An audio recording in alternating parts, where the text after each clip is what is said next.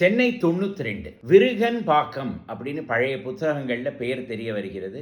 ஆனால் இப்போ அந்த பகுதிக்கு விருகம்பாக்கம் அப்படின்னு பெயர். இந்த இடத்துல சுந்தர வரதராஜ சுவாமி கோவில் ஒன்று இருக்கிறது. இது சோழர்கள் காலத்து கோவில் அப்படின்னு கருதப்பட்டாலும் இந்த கோவில்ல ஒரு கல்வெட்டு கூட நமக்கு கிடைக்கிறது இல்லை. தாங்கல் ஏரிக்கரை அப்படின்னு ஒரு பகுதி, அதே மாதிரி தாங்கல் அப்படின்னு ஒரு பகுதி. இதுலேருந்து என்ன தெரிய வருகிறது?